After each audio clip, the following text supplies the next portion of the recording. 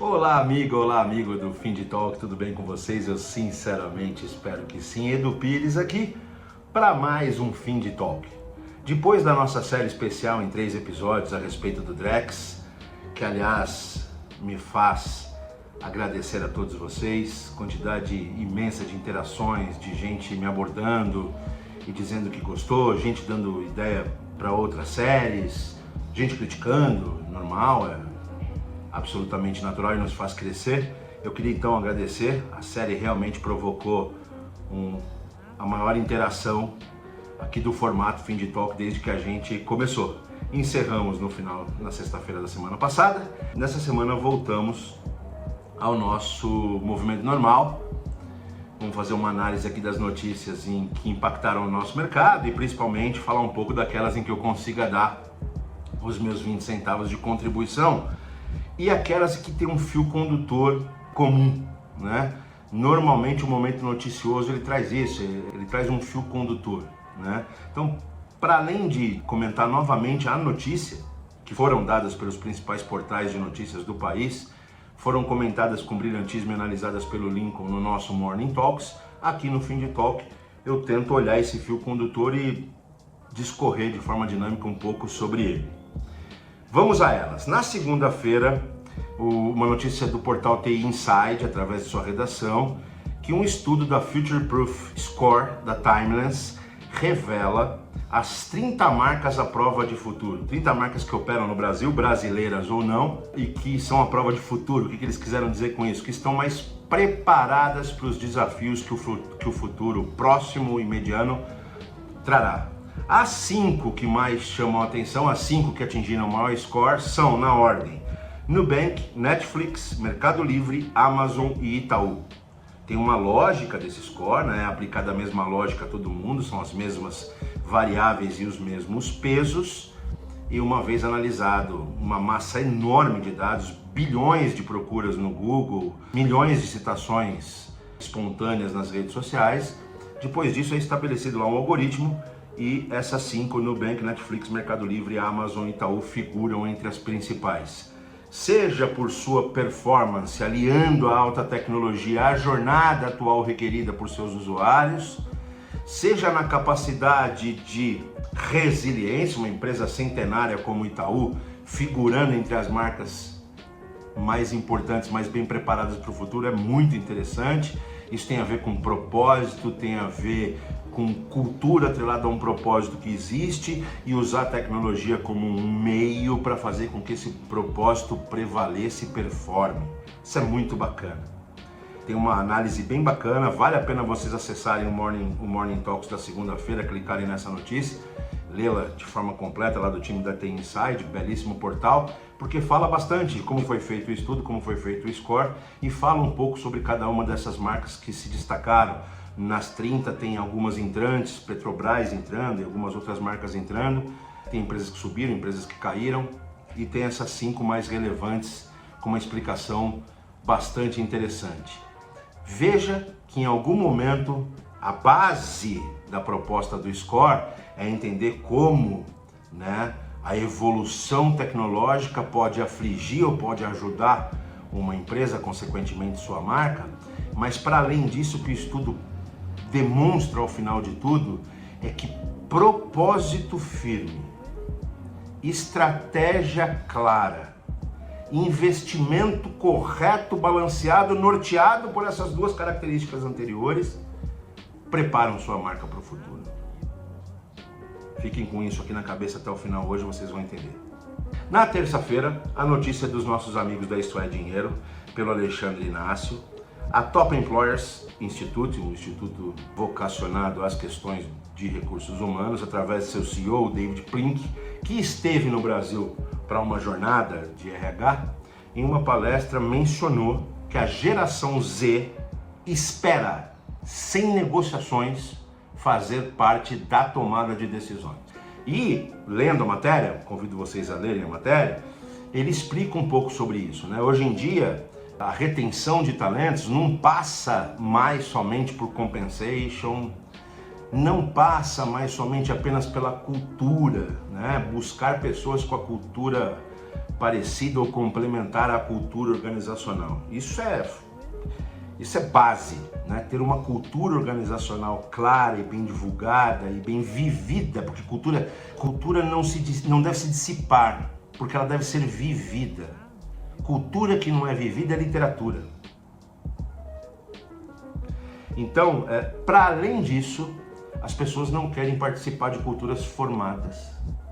Os mais jovens querem participar da tomada de decisão que define, engloba e consiste aquela cultura organizacional.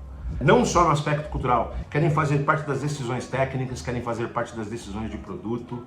Uma das formas, isso está muito claro, tá, gente? Basta a gente olhar aí para os mais jovens que trabalham conosco, isso é muito claro, que independente de compensation, independente dos outros atributos, se você não permitir que esse jovem participe consistentemente da tomada de decisão, ele se desanima. Aquela empresa não vai conseguir retê-lo por muito tempo. Então, bastante interessante essa notícia. Na quarta-feira, a notícia de novo é da TI Insight por sua redação, mostrando a análise do Gartner Group a respeito das 10 principais tendências tecnológicas para 2025. Essa eu vou falar um pouquinho sobre ela, porque ela faz o amálgama das 3 notícias, de tudo que elas têm a ver para o fio condutor, para o mesmo fio condutor que eu vou colocar logo na sequência. Então, quais são as 10 tendências?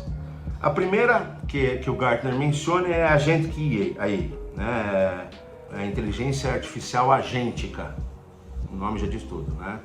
É aquela que age, são as inteligências artificiais capazes de planejar, tomar decisões e executar ações de forma autônoma. A aplicação dessas alternativas, dessas plataformas agênticas, vão crescer, de acordo com o Gartner, de forma substancial, de 0% praticamente, de traço, praticamente agora em 24, para 15, 20% de aplicação nas empresas em 2027, logo ali. Então temos que ficar atentos. Uma das características interessantes dessa tecnologia é que ela se orienta por matrizes de meta. Então, por matrizes de meta, elas vão fazer acontecer, elas vão executar aquela parte do ciclo produtivo, elas vão executar, ou o ciclo inteiro, dependendo da simplicidade do ciclo, elas vão executar com mais eficiências, tomando decisões de forma autônoma. Obviamente, se espera, no cerne dessa tecnologia, se espera uma interação constante com os humanos, numa relação de ganho de eficiência em ambos os sentidos. Depois se fala muito das plataformas de governança de IA. A gente já falou aqui rapidamente, muitos dos principais cientistas de inteligência artificial, dos mais renomados cientistas de inteligência artificial, têm se reunido e têm manifestado claramente sua preocupação com as questões de governança, para além da visão derrotista, dos arautos da destruição. Para além disso, existe uma preocupação sim, como por exemplo, no item anterior, na IA agêntica, tem uma pressão muito grande que se você determinar a meta como principal objetivo de uma inteligência artificial, o quanto ela será capaz de fazer coisas antiéticas, por exemplo, para atingir aquele objetivo, aquela meta. Então, precisa ter a meta e precisa ter a meta de ética atrelada àquele movimento. Eu me lembro de um caso que eu ouvi numa palestra que eu vi nos Estados Unidos há 2 anos, de um caso de um IA que tinha que fazer uma série de acessos às pessoas por WhatsApp, por uma pesquisa, e algumas pessoas ela não conseguia atingir. Então ela buscou pessoas ao redor da pessoa-alvo, que ela identificou em redes sociais, essa coisa toda, buscou essas pessoas afirmando ser o agente de alguma coisa que precisava contato com aquela pessoa e pedindo só para aquela pessoa responder o WhatsApp. E essas pessoas, só para responder, olha, fulano, tem um agente aqui da Secretaria de Saúde do Estado pedindo para você só olhar o seu WhatsApp e responder ali uma pesquisinha, tá? Me localizou aqui como seu contato e pediu. E aí atingiu o objetivo, né? E os técnicos ficaram assustados, os cientistas ficaram assustados, dela ter tomado uma decisão de falar uma mentirinha para atingir um objetivo. Então, é preciso, as plataformas de governança de IA terão aí um fluxo de capital bastante interessante voltado para as iniciativas ligadas a ela, porque é fundamental que passemos a investir muito tempo e dinheiro nessas questões de governança, né? De forma tal a não perdermos a mão com o uso dessa incrível tecnologia. Depois, na esteira das plataformas de governança, vem um item que tem potencial para se transformar numa nova ciência, que é a segurança contra a desinformação, né? Já existe há muitos anos a disciplina da segurança da informação, né? Na segurança da informação existem uma série de iniciativas para olhar a questão da desinformação, mas a fluência do ambiente digital, aliada ao poderio da inteligência artificial, dos algoritmos cada vez mais eficazes, assusta muito o poder que a desinformação recebe a partir daí. Então, começa a se entender que precisa se criar todo um ecossistema, todo um ambiente da desinformação, independente da tecnologia da informação, que trata de outras coisas, trata de invasões, trata de hacks, trata de uma série de coisas. Na desinformação é foco, é tratar a utilização da alta tecnologia para produzir desinformação. É base para criar regulamentações, será base para criar arcabouço jurídico. Muito importante essa questão. E tem muito fluxo de investimento já indo para essas tecnologias que pretendem criar um arsenal de segurança contra a desinformação. Depois vem uma outra tendência muito interessante, que é o que eles estão chamando de inteligência invisível ambiental, né? Apesar do termo ambiental não tem a ver, tem aplicação pro meio ambiente, mas não tem a ver só com a questão da natureza, tem a ver com o ambiente em si em que estamos inseridos. Então, são aquelas tecnologias que emanam do digital e permitem marcações, permitem registros físicos, né, ao redor. É o topo do tracking físico, você fazer rastreamento físico de coisas. Então, isso vai ser aplicado para estoques, vai ser aplicado para desmatamento, para monitoramento de patrimônio, para monitoramento de água, para monitoramento de mananciais, para monitoramento de, como eu já disse, de estoques. Então, é a utilização de smart tags, a utilização de pequenos sensores que, ligados a um algoritmo, permitem a um ecossistema se auto-administrar do ponto de vista físico mesmo. Ó, saiu uma margarina daqui da geladeira, precisa entrar outra, né? Ampliando assim a eficiência de gestão de estoque, de giro, ampliando ao estado da arte o just in time, né? Muito bacana essa questão da inteligência invisível ambiental, tem a ver um pouco com IoT, com inteligência das coisas e tudo mais. Depois vem a computação híbrida, um outro item que está ganhando uma relevância absurda. Híbrida aqui do ponto de vista de matriz energética. Hoje os computadores são basicamente elétricos e todo mundo já sabe que principalmente nos usos de aprendizado de IA, nos usos de tokenização, de criptografia, de renderização de imagens, o uso de energia é absurdo. O consumo energético é gigantesco, todo mundo sabe disso. Tem as mineradoras ao redor do mundo que até produzem calor para lugares frios, enfim, de tanta energia que é usada. Pois bem, se preocupa muito com esse consumo abusivo de energia, né? Alta tecnologia, futuro, não combina com essa pegada de carbono tão gigantesca. Poucas coisas deixam pegada de carbono tão gigantesca quanto o uso de energia na hipercomputação. Então começa-se a pensar em alternativas às matrizes energéticas da computação. Tem muita pesquisa sendo feita na área da neuromórfica, da engenharia neuromórfica. O que é engenharia neuromórfica?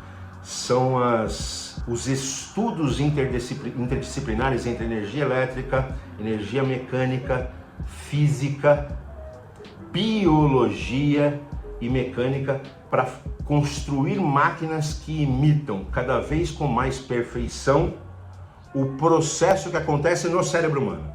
Por isso que é neuromórfica, né? Ela traz um modelo básico do cérebro humano, tem muita coisa com bastante potencial de sucesso nessa linha e algumas aplicações, alguns testes já demonstram que mudar um pouco o conceito mecânico, fazendo parecer mais com o jeito que o cérebro processa, traz muita eficiência energética.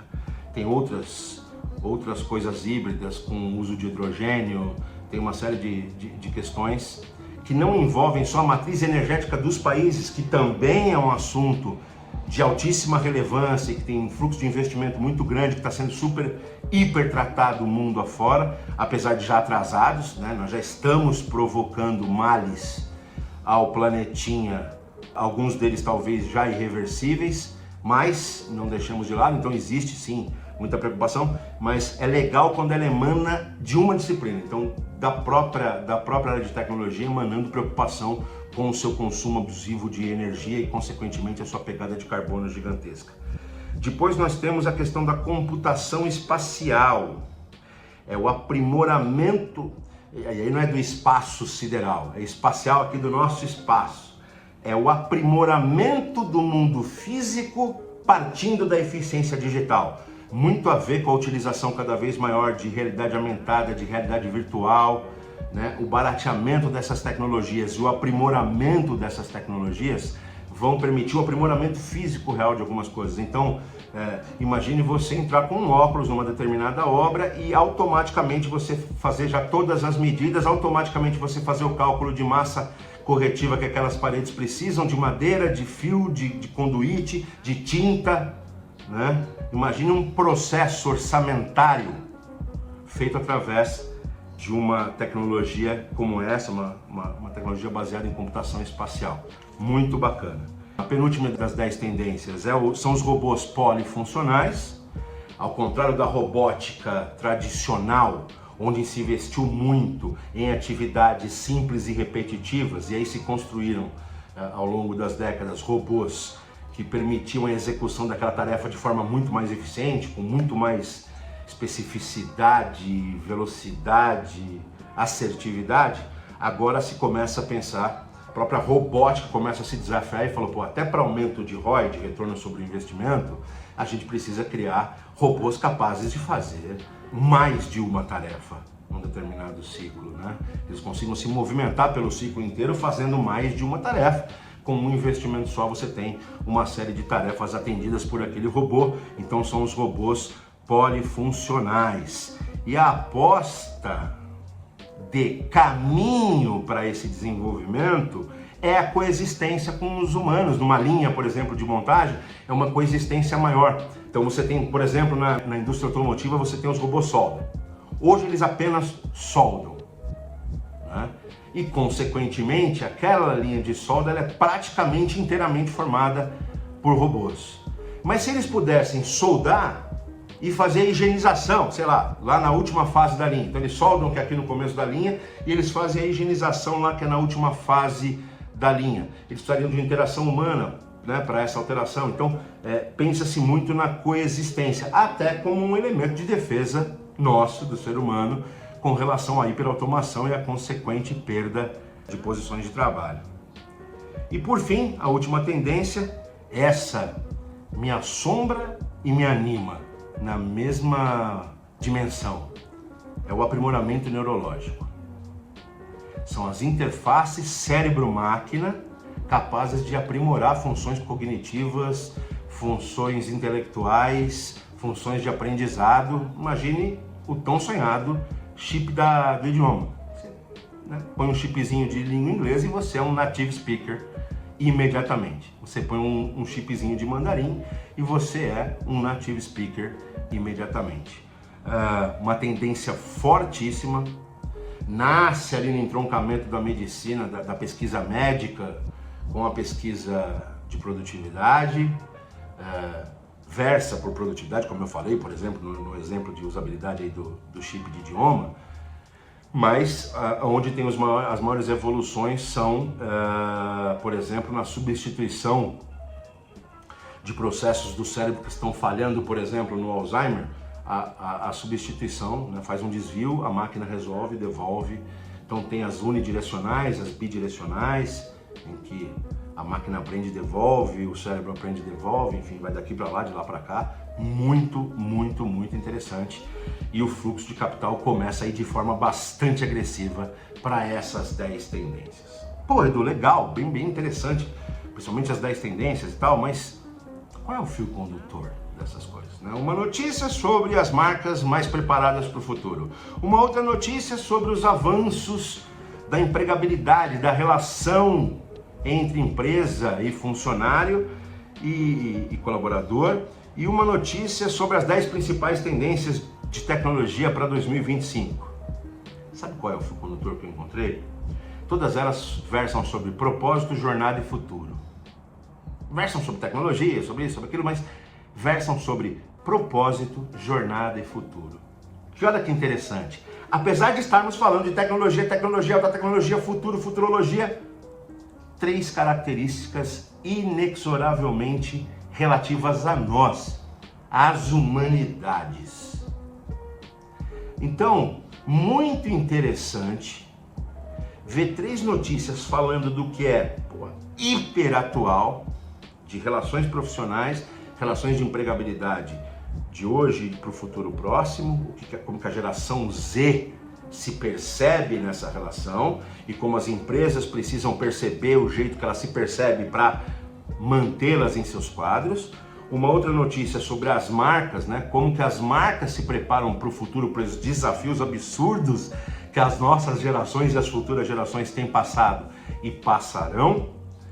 E estamos falando das tendências. E aí falando de neuroaprimoramento, estamos falando de realidade aumentada, estamos falando de internet das coisas, estamos falando de inteligência artificial, estamos falando de inteligência artificial agêntica, de N gerações, enfim. Estamos falando de tecnologia no estado mais puro, mas as notícias que são dadas na fronteira entre a tecnologia e as humanidades. Isso me agrada. Isso é a nossa... Já foi dito pelos estudiosos que a capacidade humana mais incrível de todas elas não é o raciocínio lógico, até porque hoje já se percebe que o que a gente achava que era irracional em algumas espécies é mais racional do que nós imaginávamos. Então não é o raciocínio, não é o polegar opositor. A característica mais impressionante é o nosso poder de adaptação, é a nossa resiliência. E é óbvio que de forma até inerente às nossas habilidades mais básicas, a gente começa a se autodefender, a se autopreservar. O sentimento de autopreservação é talvez o mais forte que a gente tenha. E aí a gente começa a ver essas notícias pipocarem, de coisas que versam sobre a alta tecnologia, versam sobre o que nós vamos ter que aprender, o que nós vamos ter que nos transformar para estarmos ativos, empregáveis e valiosos nos próximos anos, mas começa a mostrar preocupações com as coisas inerentes às humanidades. E isso muito, muito me agrada. Então, gostei bastante desse fio condutor. Essas notícias me fizeram refletir bastante ao longo dessa semana. E o recado final aqui é aquele que eu venho dando de forma até repetitiva demais aqui nos nossos, e nós do Tratalks, nos nossos demais formatos, mantenham-se ativos, mantenham-se atualizados. Preparem-se para esse futuro. Não haverá desaparecimento das posições de trabalho. Haverá transformação radical das posições de trabalho. A hora que o código começa a produzir código, a vida do programador mudou da água para o vinho. Mas não deixa de ter o programador.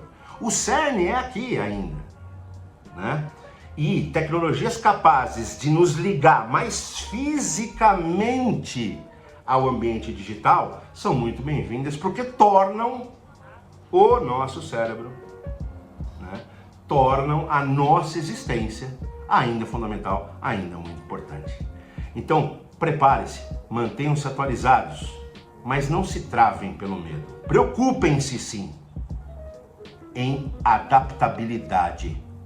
Preocupem-se, invistam tempo e dinheiro, sim, mas não travem pelo medo. Meu Deus, tudo vai mudar e eu estarei fora. Você só estará fora se você não se movimentar. Movimente-se no sentido da evolução e você chega. Afinal de contas, não importa qual a invenção. A mais fantástica invenção ou a série de invenções mais fantásticas já ocorridas na humanidade foram conduzidas, implementadas, acionadas por um outro humano, exatamente como você. Espero que tenha sido válido. Um recado. Quinta-feira agora, dia 7, a partir das 18h30, em nosso canal Ultra Talks aqui do YouTube, aqui neste canal, às 18h30, não percam, teremos um Ultra Talks, um painel comigo, mediando o Lincoln Rocha, presidente da Pagos, meu sócio aqui no Ultra Talks e líder do Morning Talks, e o professor Rogério Mori, economista da FGV, falando sobre um painel da economia brasileira, o que se esperar aí do finalzinho do ano que vem, dos próximos, como é que andam os principais indicadores econômicos, mas para além disso, como o cenário macro e microeconômico interfere nos nossos negócios, nas iniciativas de pagamento, nas iniciativas de crédito. Bem legal, não perca, quinta-feira agora, às 18h30 aqui neste canal. Um belo final de semana e um beijo.